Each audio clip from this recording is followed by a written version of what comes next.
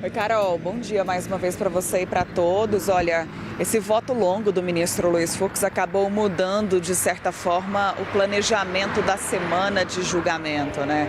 A gente tinha um cronograma que foi firmado pelo ministro Cristiano Zanin, que é o presidente da primeira turma, e que previa que a sessão de ontem terminaria por volta de meio-dia e que a de hoje começaria às 9 da manhã. Só que isso teve que ser invertido, então ontem a sessão acabou se estendendo para até 11 horas da noite, né? Foram mais de 14 horas de leitura de voto do ministro Luiz Fux, e hoje, por conta dessa sessão prolongada de ontem, que durou até o final da noite, né? O ministro Cristiano Zanin decidiu passar a sessão que estava marcada para as 9 da manhã para as 2 da tarde, quando Carmen Lúcia fará o seu voto. Carmen Lúcia, que pode formar uma maioria pela condenação do ex-presidente Jair Bolsonaro e dos outros 7 réus pela trama golpista. Depois de Carmen Lúcia, quem vai votar por último é o ministro Cristiano Zanin.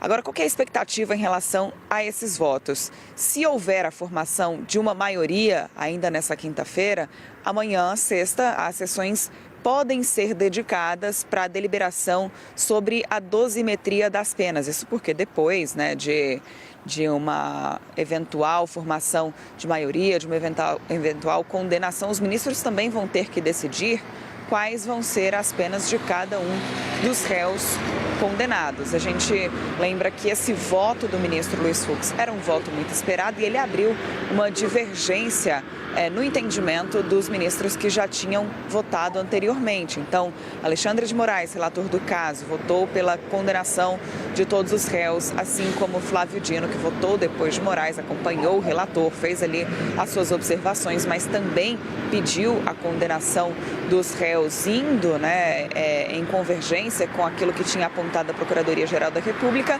Mas ontem Luiz Fux, portanto, teve um entendimento diverso. Além de votar para absolver Bolsonaro, Fux também defendeu a absolvição de Almir Garnier, de Paulo Sérgio Nogueira, de Anderson Torres, de Alexandre Ramagem e Augusto Heleno. Só no caso do tenente-coronel Mauro Cid, ex-ajudante de ordens, e de Braga Neto, ex-ministro da Casa Civil, foi que Fux votou por uma condenação, mas apenas por um crime, pelo crime de tentativa de abolição violenta do Estado Democrático de Direito.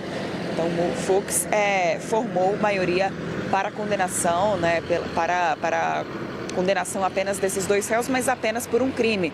É interessante a gente lembrar que Fux ele adotou uma estratégia diferente dos demais ministros, né? Enquanto Alexandre de Moraes e Flávio Dino fizeram um parecer mais abrangente sobre todos os réus e todos os crimes cometidos, Fux decidiu separar esse voto por réu e também por crime cometido. Por isso, há essa diferenciação no placar em relação à quantidade de crimes e também ao tipo de condenação sugerida pelo ministro Luiz Fux nesses 2 casos, no caso de Mauro Cid e também de Braga Neto. Então, com esse voto, a gente tem um placar geral em 2-1 pela condenação do ex-presidente Jair Bolsonaro e de outros réus, com exceção, como eu disse, de Mauro Cid e de Braga Neto, que tiveram ali uma condenação sugerida também por Luiz Fux. Então, o que a gente pode esperar para hoje à tarde é uma possível formação de maioria pela condenação dos demais réus, né, de Jair Bolsonaro e seus aliados. Isso se Carmen Lúcia também concordar com o relator, o ministro Alexandre de Moraes. A gente separou um trecho do voto de ontem do ministro Luiz Fux. Durante o voto, ele descreveu as funções e obrigações de um juiz criminal e disse que a palavra final é do juiz. Destacou que o magistrado deve ter firmeza para condenar quando houver certeza e humildade para absolver quando houver dúvida. Vamos acompanhar. O juiz exerce 2 papéis essenciais da jurisdição criminal. Primeiro, funciona como um controlador da regularidade da ação penal, contribuindo para que ela se desenrole nos limites dos direitos e garantias constitucionais e legais. Segundo, é o juiz quem tem a palavra final sobre a justa correspondência entre fatos e provas. Ele é quem firma o juízo definitivo de certeza, distinguindo entre as hipóteses acusatórias e aquelas que se encontram amparadas por evidências concretas.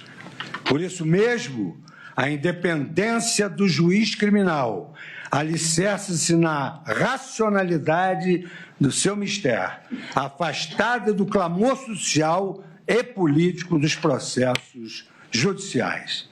Aqui reside a maior responsabilidade da magistratura.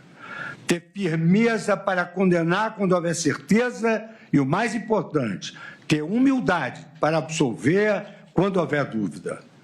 Essa responsabilidade encontra amparo em doutrinas penais e processuais sedimentadas ao longo dos séculos, cujas regras e princípios trazem parâmetros indispensáveis para uma jurisdição racional, coerente e, sobretudo, justa.